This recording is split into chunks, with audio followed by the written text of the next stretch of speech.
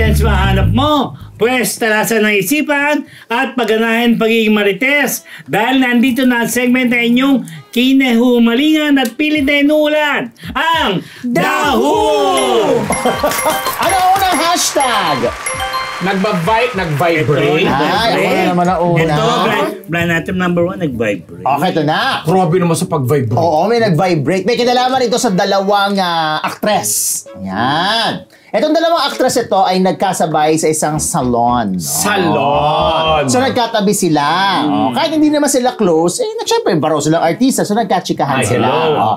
Si actress 1, unang naayusan. So matatapos na siya, so maiiwan si actress 2. So bye-bye girl, sabi niya nga. So pagtayo ni actress 1, napansin niya, nawawala yung cellphone niya. Sabi niya, uy, teka yung cellphone ko! Keme-keme, ganyan. So syempre nataranta yung staff ng salon. Kahiya naman, diba? So ang ginawa nila, hinanap, hinalugog yung salon. Saan po ba kayo nagpunta? Nagpunta dun sa may shampoohan, dun sa wale. So ang sabi nila, ma'am, ganito na lang po, tawagan niyo po yung phone niyo para po baka mag-ring. Naku, yan nga ang problema, naka-silent yung phone ko. Siyempre si actress to dead man naman, wala mo siyang kinalaman dun sa phone. So si actress, ganyan lang. Pero sige, tatawagan ko, sabi ni actress 1. So tinawagan niya. Pagtawag niya gano'n, nag-ring. Bigla na lang sumigaw tsaka tumili yung actress 2. Sabi niya, ay! Gano'n pa siya. Ay! Kasi yung cellphone ni actress 1, naiwan pala sa pagitan ng dalawang hita ni actress. Bakit naman napunta doon? Punta doon, paano naman nangyari yun? Nandun ako eh. Ako, tatlo kami magkakatabi. At hindi nilagay ni actress 1 doon kay actress 2. Hindi, kasi ganito ang eksena. Etong si actress 1, before may pinapakita siya kay actress 2. Oh, girl, keme. So, patingin. So, kinuha naman ni actress 2. So, tinignan niya. Ito ba? Tsaka niya.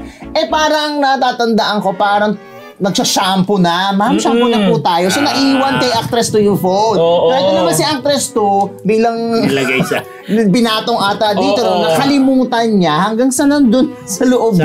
Sa hiwa. Sa pagitan ng legs. Hiwa ng legs. Hindi nga naka-silent nga yung phone, pero naka-vibrate. Syempre, naloka siya. Ay, kasi ang lakas yung vibration siguro. Actually, narinig ko, ang lakas. Para mapatili siya. Napasigaw talaga siya. Napatayo sa upuan. Napatayo talaga siya sa upuan. Naloka talaga yung agaw eksena talaga. Bilang medyo malakas din naman yung bibig nito siya. Kaya mo na, na yan? Sana dapat ang hashtag mo, nakiliti. Ay, nag-vibrate. Si actress 1, singer to. Ayan, maawit. Si actress 2, komedyana. Paraw silang singer. Sumisinger din si actress 2. Oo, meron sumisinger. Pero mas singer si Juan. Si Juan, oo. Tapos anak siya ng isang actress. Si Juan. Si actress 2, basta, lagi siya nalilink sa mga... Kasi nga sexy siya, ganyan. Sexy si actress 2. Oo, sexy siya. Bigla na siyang Actually, ito si actress 1, ito si actress 2, andun ako. Kaya walang pwedeng pwedeng mag-deny. Dahil dyan, mabati na ako, WTFU sa YouTube. Siyempre, kay Sneezy Solis McDonald. Tapos, Sneezy Solis McDonald. Sa Salazar Dental Clinic sa Galleria at syempre Hair Shaft sa Virtus North. Ayan. Thank you. Kay Gracie Cornejo, hello. Yes. Ano pa? Next, number 2. Hashtag number 2. Ito. Friends Kuno. Ang akin yan. Ay, sa'yo yan. Friends From what era? Anong decade na lang? Grabe. 20th century. Ito itong male personality. Na sikat din sa mundong ginagalawan niya. Tinawagan na isang mayora sa isang probinsya. Mayora talaga. Mayora At pupunta raw doon mga friends niya. Yung friends Nino. No, ni male personality. Pupunta sa bayan ni Mayora. Oo, para magpasyal or what. So, iniimbita niya itong tinawagan niya. Hindi, nagpapaalam na pupunta doon. Parang mayroong, yung, pakiasikaso to ng mga friends ko. Okay. Siyempre yung influential din yung maraming connection din. Kasi Mayora, sige para mapagbigyan sa mga projects and everything. Okay. So, ini-endorse na itong personality kay Mayora. Alin? Ang mga friends niya. Sabi nga mamamasyal dyan, Kaya bibisita, nga. hindi Oo nga. ni-endorse. Hindi ibig sabihin ini-endorse. Alagaan kasi sabi mo, papasyal dyan. Kaya may ganun ba endorsement? Oo, ganun yung endorsement. Ikaw muna bahala dyan, Mare, gano'n. Endorsement ba yun? Estimahin ba tawag? Oo, estimahin. Endorsements din yun. Kasi lalo pat mas mataas ang posisyon ng personality kesa kay Mayora. Sa taas. Sa mundo ng politika yun. Yun. Congresswoman. Sabi niya, siyempre. Sige, dahil nga, section na darating si Chuchu. Si may personality, sabi niya sa mga tao, bigyan ng magandang accommodation, lahat. Ilibre sa pagkain, etc. Ganon. Okay, dinayos na, pumayag na. Dumating ngayon si male personality. Sumama na rin. Ang mga kasama pala, kandidato sa male pageant. Mga bikini open. Parang akala ni Mayora, isa lang dalawa, tatlo lang, apat yung pupunta. Yung pala mga kandidato. Madami. Oo. I'm sure naloka yung Mayora. Pero naloka sa Matawagan ko nga. Nagpaandar kay Mayora. Tapos, ano ang ganap? Ano ang ganap? Nasikaso naman, di ba? Siyempre, umiling din yung si Mayora ng project. In exchange sa Tsaka di alam mo, nakapunta ako sa lugar. Tumahimik ka riyan. Nakapunta ka na dyan sa lugar? Yung magbigay na kasi yung lugar na yan. Yung Mayora. Di ba? Nung pumunta ako, sabi ko, sino ba ito? Pwede mo mag-gina ako sa mala. Para naman akong Team Chu. Sabi ko, hanggang siyon? Binigyan ka ng security. Sabi ko, police. Sabi ko, wag na. Kaya maganda yung Experience ko yan. yung red carpet na, di ba? You should know better. Yeah. Tapos, yung male personality.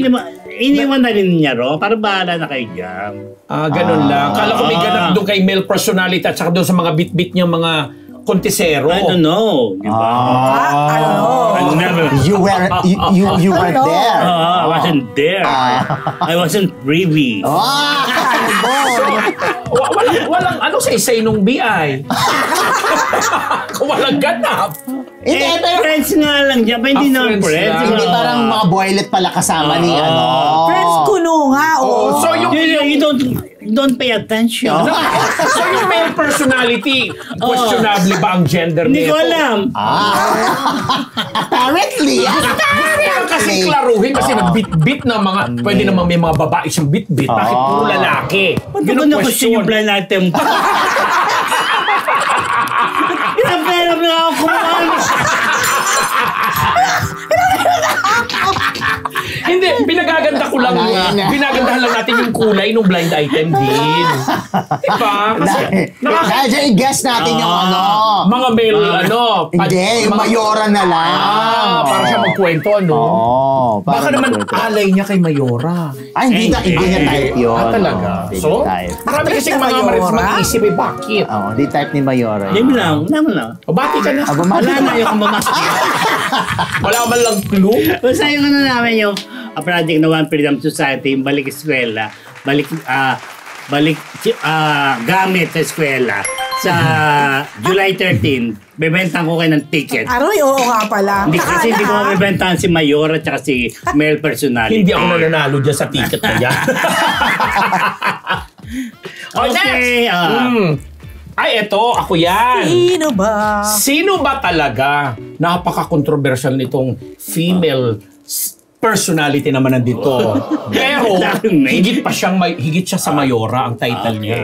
Diba? At least ang ganda ng clue, na pinagtutudahan ng lahat, bakit sino ba daw talaga ang nalilink sa kanya ni Lynn? Kasi, una, nalink siya sa isang basketballista na di umano'y binigyan niya ng napakaraming kadatungan at kini-question pa nga kung saan galing di umano ang pondo Di ba? Kasi nga, ang laki ng opisina niya eh.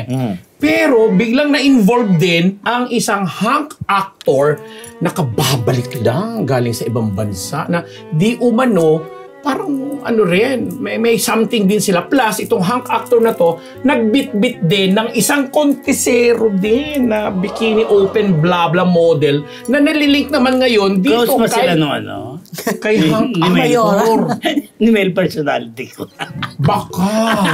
Diba? Nalilink sino si model Contesero kanino? Dito Doon sa siya. hunk actor. Ah. Nagwapo-gwapo na recently lang din ay na-involve sa isang malaking iskandalo. Pero si hang actor na i-involve kay babae. Kay babaeng personality na di umano parang naging boy toy ba or whatever. Although na-link na itong si female personality Sa sa isang basketball basketballista. player na sikat din, na kontrobersyal. Kaya nagtatanong ang netizen, sino ba talaga hindi mayora? Sino ba talaga madam ang ano mo? Ganyan-ganyan. So, sino? Ay, hindi natin alam. Nililito tayo eh. Kasi Teka lang, wait. Parang kilala ko yung madam. Oo. Basta mas mataas siya sa mayora. Oo. Tapos, nasa ano yan? Nasa politika ang pamilya. Oo. Di ba? oo. Yun ang sinabi mo ng mga clue. Babati na lang ako just fine na Hindi ko kilala yung hang actor. Hunk actor, very recent lang na involved din siya sa isang malaking iskandalo or kontrobersiya at kababalik lang niya galing sa ibang lugar. Hindi ko sasabihin kung anong lugar yun. Alam ko na yun. Di ba? Tapos ngayon, nalilink itong hunk actor na to sa isang model, male model, na bit-bit din niya. Nasabi, baka silang dalawang may Napag-usapan namin kanina, wala ka dito. Diba? ako. So, hello po sa mga taga ako Bicol, Congressman Zaldico at Mamaylin ko. And then, ang Ideal Vision, ang Faces and Curves, si Mama Sheikha Revilla, happy birthday po, Madam din. Happy birthday sa inyo. And of course, ang mga kapwa ko Uragon sa Bicol, Luzon, Visayas, Mindanao, and all over the world. Thank you. Hula na kayo mga kamarites.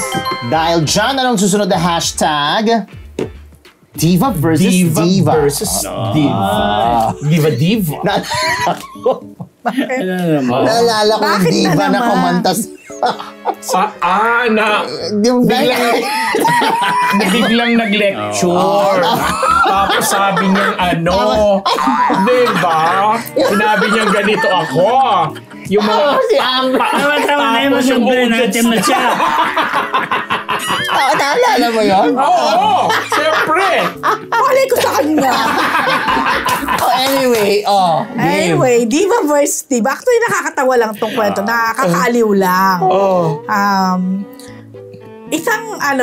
Sa isang show, magkasama sila. Tapos, di ba, uso yung nagbibigay ng gift sa mga staff, sa mga production. I think it happened Christmas time. Wow, syempre Okay. Christmas, bongga. Yan. Di ba, nagbibigay yung mga host, yung mga artista, sa mga staff. So, inaabangan talaga yan ng mga production, aminin na natin. So, talagang parang magkaibigan naman tong dalawang diva na to. Pero parang may Competition. Siguro in a way. So, itong si Diva 1, ang ginawa niya, talagang all-out effort yung binigay niyang gift. Gifts. Wow. Sa mga staff. Talaga nagpa-personalize siya ng mga kung ano-ano. Talaga namang maganda naman daw at hindi yung tipong parang t-shirt na yung nakalagay na halimbawa. Napapanalunan mo. Basta mga personalized na talagang maaaliw ka rin naman at matatouch kapag natanggap mo. So, tingin nga nila, ang laki na nagastos din ni Diva 1 doon sa mga regalo, mga gift na yon. So, pinamigay na ni Diva 1, ganyan. Ito na si Diva 2 na may pagkasyumad. Isipin may pagkatamad. Nagre-recycle siguro ito. Hindi. May pagkatamad siya na mag-effort pa na bumili ng gano'n. Iba yung dinig ko. Anyway. Pero nice naman. Alam ko kung ano dinig ko. Grabe, yun na talaga. Alam mo, napakalaga. Masyado sarap. Malansya ko nga. Yun nga, alam ko. Masyado sarap ang dumutak mo. Sobra. Shamad. Go. Tapos, itong si Diva number 2, ayun nga, hindi siya masyado may effort sa ganyan. Parang tinatamad siya na mamili pa or mag-effort pa. Pero, eto na. Nagkaalaman ngayon sa mga production kung sino ang totoong queen among the two divas. Pagdating sa pagbibigay ng regalo daw. Kasi, although nakaka-touch, si Diva number 1 dahil kumbaga personalized. Oh, tsaka may effort. May effort. Pero wala daw makakatalo kay Diva number 2 na may pagka-nonchalant pa sa attitude. Pero ginetchingan kanyang check. At chuk. Check ito. Personalized na. Siguro mga names nila. Ito din. Ano din? Chuk. Chuk. After that, ang love na love nila ngayon. Si Diva number 2. Hindi na tumalbog ang mga check. Hindi tumalbog ang check.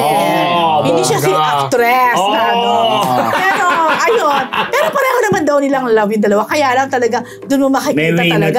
Iba talaga ang pagkakas na or check na. Taka ngayon siguro, Gcash na ang pinag-uusapan.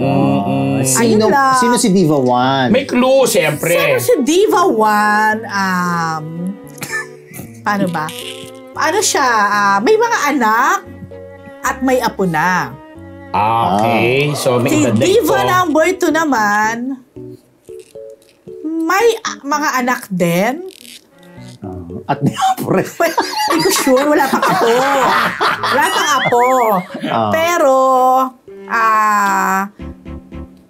basta parang silang ka-join sa isang show. Na, magkasama sa isang Magkasama. musical show ito. Siyempre, dahil singer sila. Oo. At syempre, diva nga. Hanggang ngayon. Yeah, pero si Diva number 1, medyo on and off kasi may mga ibang pinagkakabalahan. Yun na, baka mamaya magaya tayo sa unang diva na na-share na ang name ni Diva. Hindi po ito si Diva Montalava. Pero bongga si Diva number 2 talaga. Grabe si Diva Montalava. Alam mo, feeling ko gusto niyo makilala si Diva number 2. Oo naman. Why not? Oo. Diba? Ni Gibso, i-guess na yan. Or puntahan na yan. Well. Yun na. Siyempre, ang una po pala, binabati ko si Ate Cristina Lecras na, naku ate, baka magkamali ako, but I think she is from London. Ayan. Na medyo not feeling well daw siya lately. I hope you're feeling better now. Get well. Yan. At saka, ito na naman ako. Nakalimutan ko na naman isa pang mabatiin. It must be the hair. Always. It must be the wigalo. Basta yun na lang muna. Kasusunod na linggo lang iba. Ayan. Yes. Pwede pa tayong bumate. Gusto mo pahulaan kay Ambed? Hindi na. Hindi siya Bigla masasabi ko yung pag-ano. Hi kay Max Cano ng Moscow, Russia. Ilang konti na lang. Uy, meron tayong 1.2 na Ito si Max Gutierrez. Thank you. Regards to all greetings from Georgia, USA. Thank you kay Lorna Anselmo na nagpakulay ng $9.99. Thank you, Lorna. Thank you. Okay. Kakaloka. Ay, may nakahula sa blind item ko. Oh, yeah. Okay, mga Martes, hulaan nyo na kung kaya nyo pa. Hindi naman nila kaya. Oo, di ba? Yan po ang daho mula sa Marites University! Salamat po sa 1,000. 1.2 na viewers natin. See you Thursday and Saturday. Yes. Ganon. Uy, Mare! Ano ito?